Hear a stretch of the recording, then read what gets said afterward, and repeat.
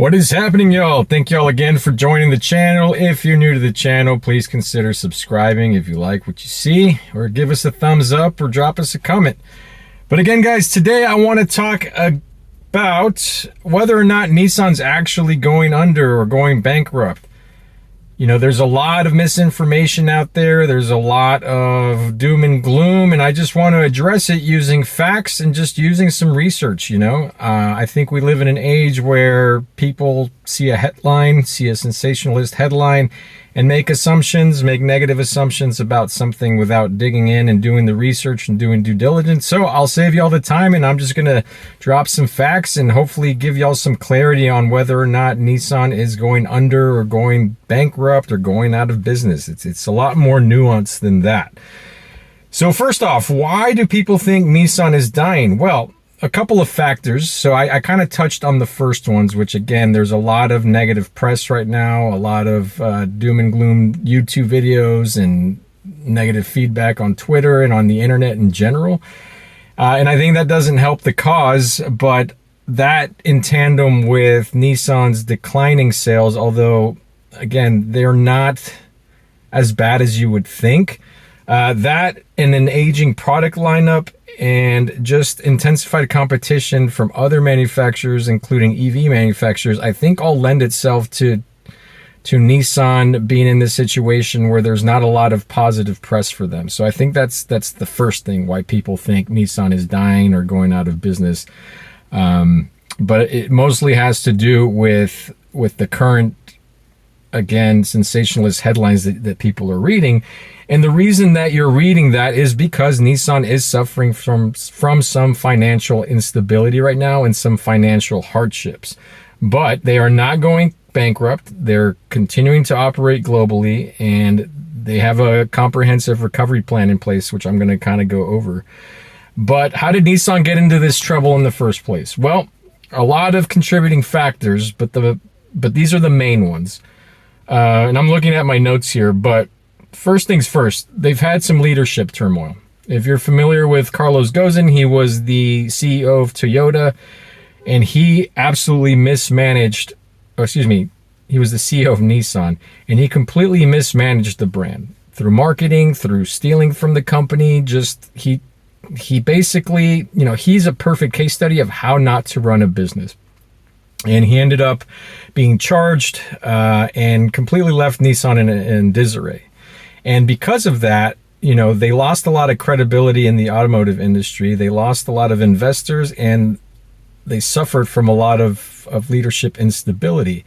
And from that fallout, and he also implemented a lot of really bad things that I'm not going to dive into, but essentially it was just mismanaged from the top down. And that led to a lot of strain within Nissan and between their partners as well. The second contributing factor to Nissan being in this financial hardship was their lease buyback challenges. So Nissan had a lot of aggressive leasing options and overvalued their vehicles. Basically, they overvalued the residuals that they would have after a 3-year period or 4 or 5 year period when typical leases are up. And they were forced to buy back vehicles that weren't worth what they thought they'd be worth. And because of that pretty much led directly to billions in lost revenue and contributed a lot to, those historic losses that they've had or they posted for 2024, which was about $4 billion. And that's what you're really hearing in the news is, oh man, Nissan lost $4 billion. And again, it's not just because of some declining sales, which yes, their sales did decline a bit, but they're still pretty competitive in the market. They offer competitive products. It's just that you couple that with these leaseback challenges, it definitely hurt them and kicked them in the pants pretty hard. They've also had stagnant product lineup. So their products primarily have been relatively unchanged, or they've taken a long time to refresh or redesign models. For example, this Frontier was redesigned in 2022 after not being refreshed or touched since 2015 and before that. And that was just like minor refresh items. That whole platform had not been redesigned since 2005, and that that also hurt other vehicles in their lineups had similar issues with being refreshed or redesigned in a timely manner, and I think that also contributed to where they're at today. And then they also focused on overexpanding. So they really focused on volume over profitability and thought that they could outsell everybody by making more vehicles. But the problem is they couldn't keep up with that volume. There wasn't enough demand, and then COVID happened, which inevitably hurt every automotive industry, or every automotive player in the industry. And when you put all of those together, it all comes to a head, and it all leads to where Nissan is now, which looks like a pretty dire situation, which it is. It's not anything to scoff at. Again, they posted, if I'm reading this correctly, negative 4.5 billion. So they had a net loss of 4.5 billion. But again, that's not just because of declining sales or they're not moving vehicles. They certainly are. It's just, again, those lease buybacks really, really hurt them, along with everything else I just listed. So they have some challenges. They have some challenges ahead, and fortunately, they have a strategic plan in place to tackle these challenges. But before I go into that strategic plan, I do just want to mention some history for you guys, because I think a lot of YouTubers and just reviewers and videos out there aren't mentioning this, but there are examples of automotive giants like GM and Ford going through similar or even more dire situations, come out, quote unquote, relatively unscathed. In 2009, GM filed for bankruptcy. So they were bankrupt, which Nissan hasn't done. They were in a much more dire situation than Nissan, and they had to be bailed out by the US government to the tune of $50 billion. They also had to streamline their operations, as Nissan's doing. They had to cut brands and restructure. So they got rid of, I think it was Saturn, Pontiac, and then the Hummer brand had to go away as well. And they emerged stronger, after they were bailed out. Again, $50 billion. If that hadn't have happened, if the government hadn't stepped in, GM wouldn't exist today.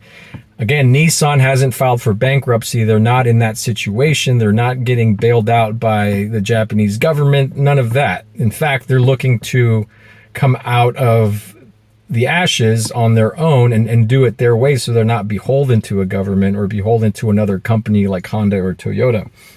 Now, Ford went through the same thing, even though they didn't take a government handout or they didn't get bailed out by the government. In 2009, they went through a similar thing where they had to basically mortgage everything under the sun, nearly all their assets, including factories, intellectual property, and the famous iconic Ford logo itself, in order to get out of debt, in order to get bailed out, so to speak. And they mortgaged everything to the tune of $23 billion. And that was the contributing factor for them to be able to rise above those challenges and continue to be a player in the automotive market. So again, this has happened before, and it's happened in a more drastic way here domestically with GM and Ford. It's just nobody talks about it, and we don't revisit history anymore. But those are just two examples of situations where a manufacturer was able to get out from under this massive weight and under this hole that they dug for themselves, and do it strategically in a way where now they are turning a profit. Now, Nissan does have a plan. They call it the Re-Nissan plan, or RE-Nissan plan, however you want to say it. And I'm going to read some of this off because it's a lot to just remember, but there's certain pillars or strategic parts to this plan that I think is really smart, and I think it's going to help them actually come out stronger if it's executed properly. The number one is they're going to rationalize their operations or restructure all of their operations. They're going to plan to cut 20,000 jobs, which is approximately 15% of its global task force. They're going to close 7 factories by 2027, including some in Japan. And again, that's just a cost-saving measure. They're looking at their operations holistically and saying, these factories aren't producing our bread and butter for us. There's a lot of redundancy in our lineup. Let's limit our platforms. Let's reduce our platforms. Let's do more part sharing. Let's focus on those vehicles that do excite the consumer and that are historic good sellers for us. Let's focus on those. And that's what they're doing. And then they're considering selling their headquarters and then releasing it back from the buyer in an attempt to recoup some of that money. And that sale alone would really help them out. The second pillar or part of their restructure plan is to have a smarter product lineup. So they're, again, like I mentioned, they're going to reduce the number of global models by 20%. They're going to focus more on profitability. They're going to focus on their core models, like I mentioned, their bread and butter, like the Rogue, Pathfinder, Frontier, Armada, Murano. And they're going to bring back enthusiast favorites like the GTR, the Skyline, and the Z's already been back, but there's not a lot of excitement about it. They're going to build I can't speak today. They're going to build stronger alliances with their strategic partners. And then they're going to focus on electrification and technology, primarily plug-in hybrids in the US market, which I think is a smart move. And the projected cost savings from all of this is supposed to be about $3.4 billion by fiscal year 2026. So I think in a few years, Nissan's actually going to be okay. I don't think, if this strategic plan is if they are able to execute this effectively and do it well, I think that they'll be out of the water. Now, would I buy a Nissan today? Yes, obviously I bought one. I bought a Nissan Frontier. Am I gambling? Yeah, I'm gambling on their future, but you're going to gamble with any manufacturer. You buy a Jeep Gladiator, the camshafts are breaking at 30,000 miles. You buy a Toyota Tacoma, they have a TSB on their transmission. Their transmissions overheat. They have a new unproven turbo engine. They're having recalls on the brake lines. If you focus on the GM twins, they historically have all kinds of electronic and transmission issues. Every manufacturer, you're going to gamble somehow. With Nissan, yeah, I'm gambling that in 3 years they might be out of business. I don't think that's ever going to happen. Honestly, they're just too big of a company. They have too many strategic partners. There's a lot of investment in Nissan. They have $21 billion in liquidity, so it's not like they're broke. They have plenty of money. They have plenty of production. They have plenty of vehicles in production, and they sell enough vehicles to stay in business. They just have to trim the fat and execute this plan. So, if it all goes to hell in 3 years and I'm sitting in a Frontier with no support, so be it, right? I gambled on a platform, but again, you're going to gamble with any manufacturer. But there you go, guys. I just wanted to give you guys some facts, kind of lay out what Nissan is doing to mitigate some of these issues, and just to kind of put the rumors a little bit to bed and quell some of this naysaying and doom and gloom that's been going on YouTube and the internet. But if you guys have any questions or comments, I'm always open to discussion down in the comments section. But we'll see you on the next one.